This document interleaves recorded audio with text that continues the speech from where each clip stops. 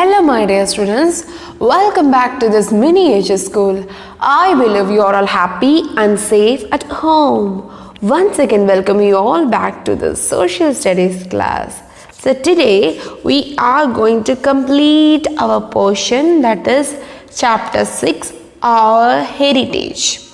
So for this lesson, we have some book back questions and I'm going to mark that questions for you so that you can finish this off, this lesson.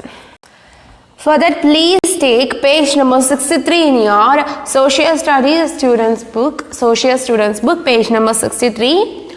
There you can see let's practice session, fill in the blanks, section A. Paintings and stories are a part of our. Please strike out one F from of. There they have mentioned like OFF. Please strike out one F, just OF. Yes, part of our dash heritage. It's cultural heritage. And the second one, Bharatanatyam and Kuchipudi are examples of dash dance forms. Dash dance forms, classical. Third one, Theyyam and Dandiya are examples of dash dance forms, folk dance forms. Fourth one, dash is a folk song sung to welcome spring, Holi. Fifth one, our classical music is broadly divided into Hindustani and dash music, Carnatic. C in capital letter, Carnatic. So next up, match the followings. I'm going to dictate all the questions today. Match the following. Column A, the Vedas, ball music, Pandavani music, Kathakali, Madhubani. Column B, folk painting, Chhattisgarh, classical dance form of Kerala, religious literature, and West Bengal. So the Vedas, option D, religious literature. Bal music, option E, West Bengal. Pandavani music, option B, Chhattisgarh. Kathakali, option C, classical dance form of Kerala. Madhubani, option A, folk painting. So match the columns done, and then to short answers questions. First question, what is heritage? Second question, name the various components of natural heritage. 3, name 2 types of religious monuments which are a part of our heritage.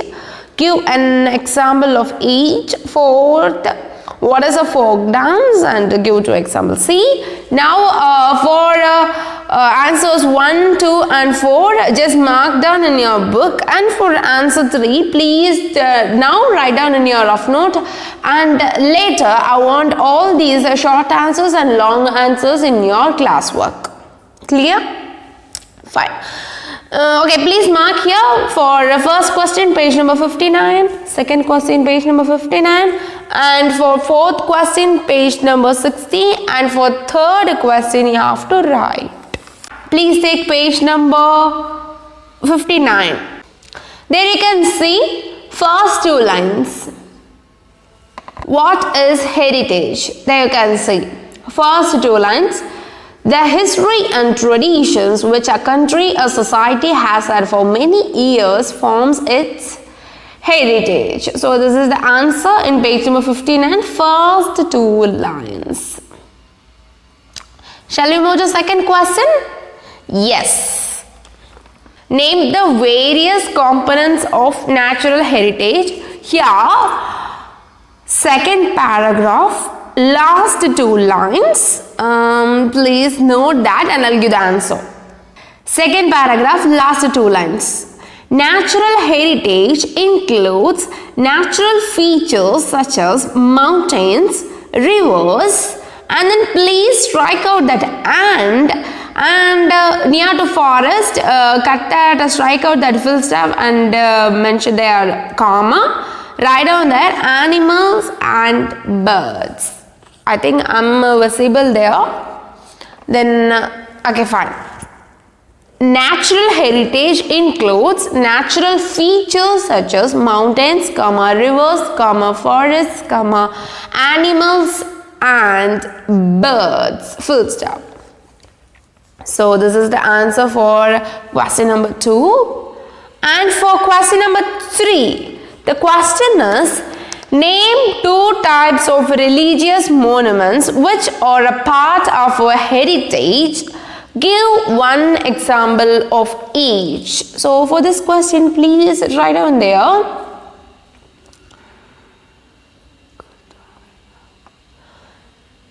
Answer: temples, mosques, gurudwaras, churches, chaityas and monasteries or religious monuments.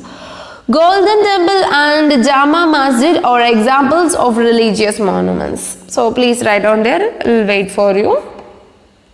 Temples, mosques, gurudwaras, churches, chaityas and monasteries or religious monuments. Already I said that. Gurudwaras means a place of assembly and worship for Sikhs. A place of assembly and worship for a place for Sikhs to worship. Temples we know for Hindus, mosques we know that for Muslims, and churches we know for Christians, and chaityas for Buddhists, and monasteries in the sense like only monks, male priest. So only monks will live there, like unmarried monks, priest, male priest, unmarried male priests will live there. That's known as monasteries. So they have given an example like Golden Temple and Jama. This is an example for monuments. You can make your own, but that must be correct. Clear? So done? Okay, next question, 4th question in your book, that is, please take page number 60 in your book. What is folk dance? Give 2 examples. Please take page number 60. What is folk dance? What is a folk dance? Give 2 examples. Last paragraph. Fine. Folk dances are performed on occasions like birth of a child, wedding, festivals and harvest. These dances are performed by a group of people belonging to a particular community. So this much you have to write for sure, and then give 2 examples. They asked only 2 examples, but here Chayu, Dandiya, Teyam, Chekyar, Kut and Sinki Cham are examples of folk dances. So there are like here it's like 5 examples. So you can make that any 2 of them. You can pick any 2 of them and write down there. Any 2 is enough. Any 2 from that Chayu, Dandiya, Teyam, Chakarkut and Singicham. So here you can pick any 2 from there. Clear? From page number 60. And then now let's move to long answers. This you have to write in your note. Now let me explain the answers. After that I will send the PDF format in your class group. Then please make note of it and write down in your classwork. Okay, fine. Page number 64. Yes. Why do we say our literature is a treasure house and forms an important features of our cultural heritage? Now they are asking about literature. Why that seems like a treasure house? Why this forms an important thing in cultural heritage? They are asking. So the answer goes like, our literature provides information related to topics such as religion, wildlife, herbs and astronomy. So why the importance is from literature? Literature is a written part, right? So from there we are getting all information from our past. Not only religion, we are getting like wildlife, herbs in the sense Siddha medicine. Siddha medicine only developed only because of books, because they wrote everything. The Siddhas wrote everything there in books, and because of the literature copy, Siddha medicines grew up. So like herbs and astronomy, even about planets, stars, everything our ancestors wrote in books. So books in the sense is a form of art, like a literature piece. So then we have both oral and written records. Our literature is broadly divided into religious literature and non-religious literature. The Vedas, the Ramayana, the Mahabharata are examples of religious literature. Non-religious literature includes folk tales, stories and poems. Therefore, we can say that our literature is a treasure house and forms an important feature of our cultural heritage because it provides immense knowledge and information about our past and various subjects. The same what I said before, like it's not giving about only a stories, only like a myth or something, but like our literature is giving us more information for us from the past. So it's very important, like we have religious as well as non-religious. That's very important, giving us information. So that's important, like treasure house. Second question.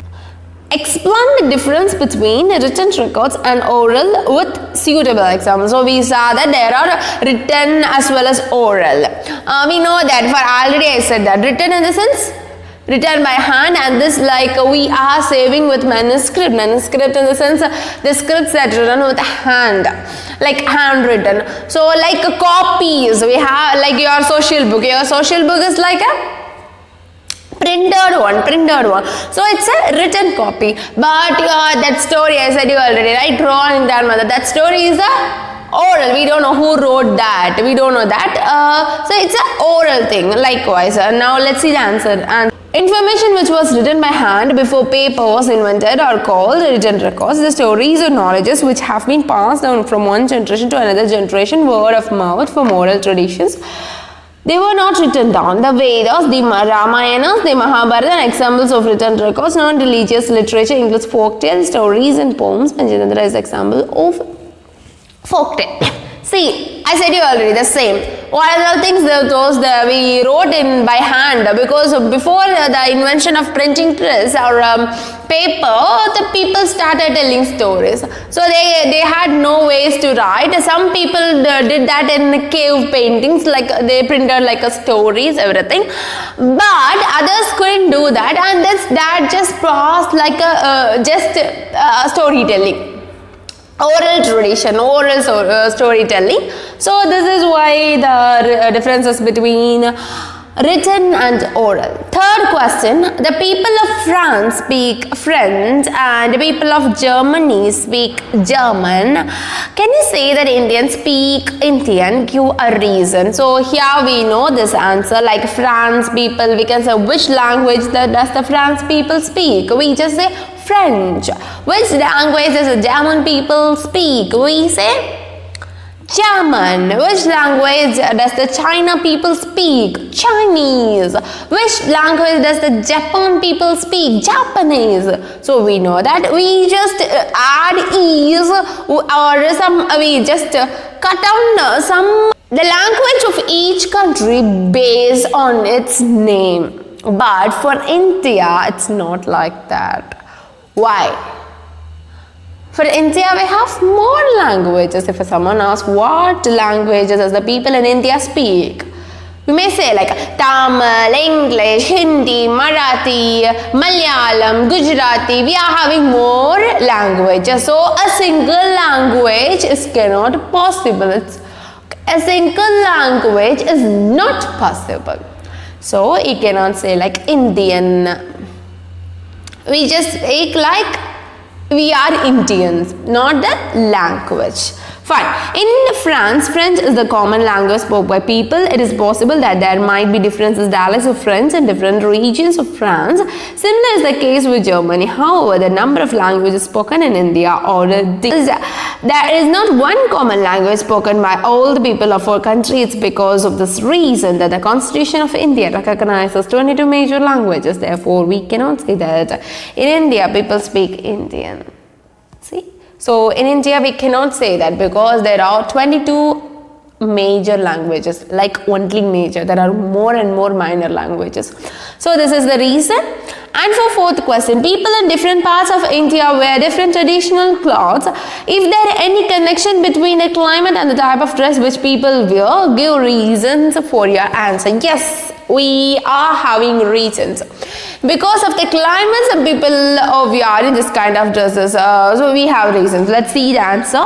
The clothes worn by people depends on the climate of the place where they live. For example, people wear woolen clothes in winter season and light cotton cloths during summer season.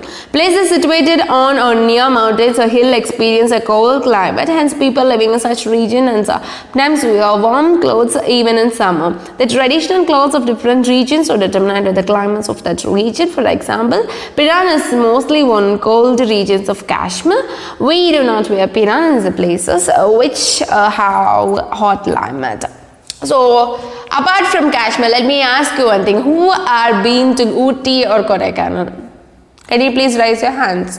How many students are there been to Ooty or Kodaikanal? Okay, the first and foremost thing, what dress will you carry? Yeah, you will carry a different kind of dresses, and the important thing is sweater.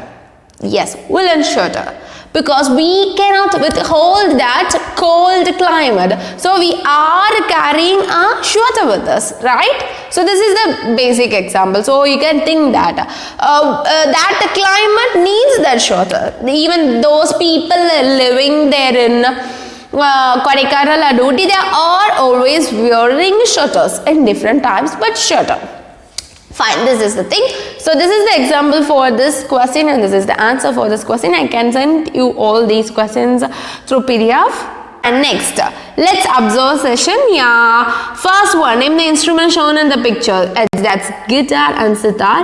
Which of these is a classical music instrument and which is the modern one? There you have answer. Guitar is a modern instrument and sitar is a classical instrument. Find out the name of the another modern musical instrument. So fine, you have to answer for this. The third question is up to you. I want this answer in your Zoom session, or please send that to me. Third question, fine. Clear? So this is all about today's class. Please write all and copy it down in your classwork. We'll send you the PDF, not from this YouTube, and we'll send you the PDF in the group.